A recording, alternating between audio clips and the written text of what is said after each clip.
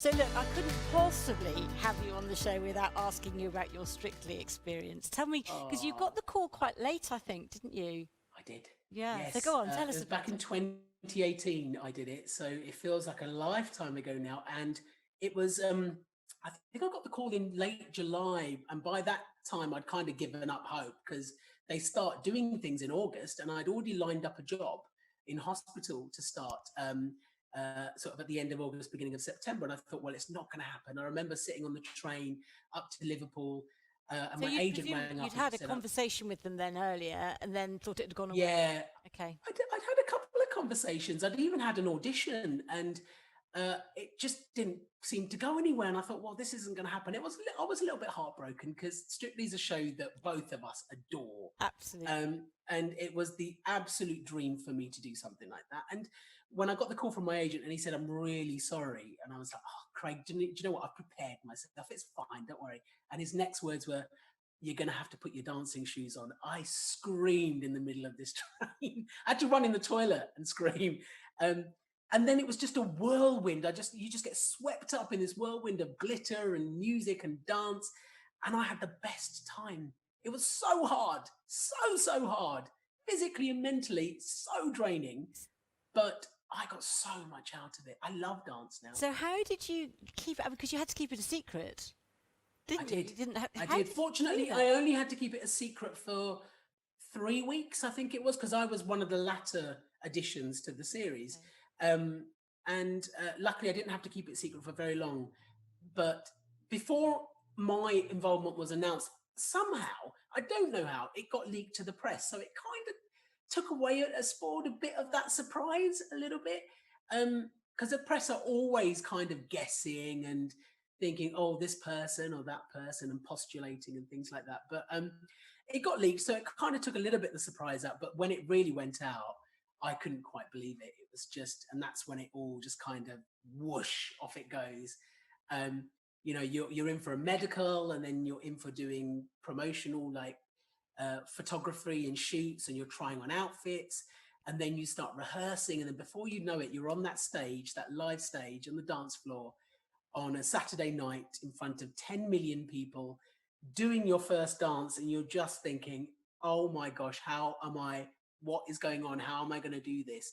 And I just had the only reason I got through it is because I had the best partner. I really did. She was incredible. Oh, bless you. I mean, you and I are used to doing live telly, but Yeah. the nerves. Were you absolutely terrified? I got really bad anxiety, Dawn. I've never had anxiety, I suppose, to a noticeable degree in my life, but during Strictly was when my anxiety just hit the roof.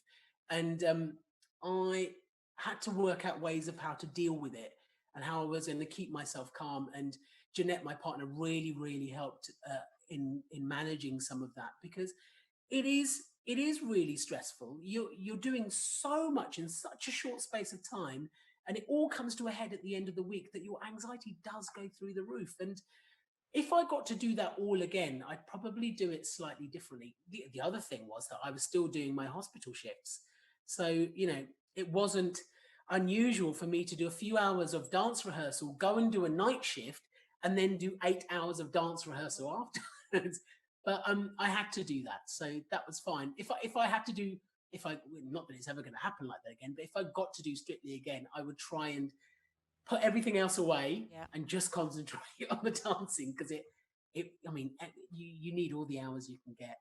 And you seem to, because of course we see you on the show on the Saturday night, and on the results show. But how much time? Because you seem to have a real kind of camaraderie with the other Oh, celebrities on the show. So how much time do you get to spend with them, and how much are you just locked in a gym somewhere yeah. with Janette? Well, most of the week you're locked in a gym and you're rehearsing, and you don't really get to see any of the other contestants. And then you meet at the weekend, and because you're all in the same boat, you're all in this pressure cooker, albeit in various different places. When you come together, you really do bond really quickly. Um, and you become really close. And I'm still really close to lots of them. We're texting all the time. Faye Tozer just messaged me this morning Oh, asking about my light, ironically, which she did. the one that I um, want. the ring light that I use for filming. So we're still, you become really close really quickly, especially to your partner, because um, you share so much and such an intense environment. You're in it together and you're at your most vulnerable, and you rely on your partner so much and they support and help you so much. It's inevitable that you become really close to these people. And it's heartbreaking when you leave, because you kind of feel like you're leaving all your mates. I likened it to someone that said it, that it's like you're on a party bus, you're having an amazing time, then you get dropped off and then your friends carry on and the bus pulls away. And yeah, Yeah, I get that was how what I was going to heartbreaking it say to you, was. because I mean, I and an awful lot of other people think you went far too early. You were just great, Ranj, loved it. But how do you? That must be a real kind of come down. You know, you go from this high octane, how many ever hours a Mm. day that you're training, and then there's nothing. How do you cope with that? I've never experienced anything like it, Dawn, and I haven't really spoken about it very much. The 2 weeks after I exited, and it was a big surprise when we left, because I loved our last dance was a samba. It's one of my favorite dances, one of my favorite songs to George Michael's Freedom 90. It was a really wonderful week, and it was a comeback from the week before, because I hadn't had a great week the week before. And to me, I felt ready. I was fighting. I was ready to go again. And then when we left, we were heartbroken. Both of us were heartbroken. So was I. And I was coming into the show the following week. Do you remember? yes, I I know. didn't I for was one completely moment think. devastated. And then for 2 weeks, I literally spiraled. And this is what happens. You go from 100 miles an hour to 0 miles an hour overnight. And I spiraled and spiraled almost out of control. I needed to feel that rush, that sort of, my body was craving physical activity. It was craving that intensity, but all of a sudden it had gone. And I just remember being in a really dark place afterwards, actually, for a couple of weeks, because I readjusting to normal life was really, really hard. And it's no surprise that people go a bit off the rails, actually, when they finish something like that, because you develop a little bit of a Stockholm syndrome in a weird way. That's what I think people in the military get, don't they? Or anyone that's been cooped up Yes. in somewhere for a long time, and then yeah, you become institutionalized, and then when you go, you can't really cope with the real world. Yes, it was a very tough 2 weeks afterwards, and then I gradually got myself back together again. And one of the things that got me back was dancing again. I started dancing, and I did it for fun, and I do it for exercise. And soon as that happened, I thought, right, okay, now my body has got so used to this and wanted this. It's kind of like a bit of a drug. I was kind of, you know, feeding that urge again and really kind of finding myself a bit more and just getting myself back on my feet. And I still dance to this Do day. you? Okay, so what sort of Yes, I dance are you love it. doing? So I discovered that I love Latin dancing. I never ever thought I would say this. I'm not really built for ballroom, because ballroom suits very tall people who are very long and slender and can hold their arms up, which I can't do. I'm a mover and I don't like to do things in hold. I like to do things by myself.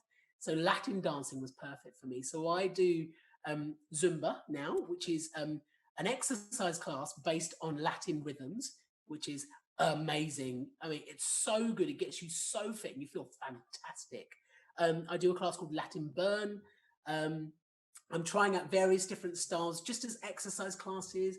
And then, you know, after the show, I did the tour and I did a couple of Strictly cruises. So I kind of carried on doing those sorts of things. And I love it. I just love it.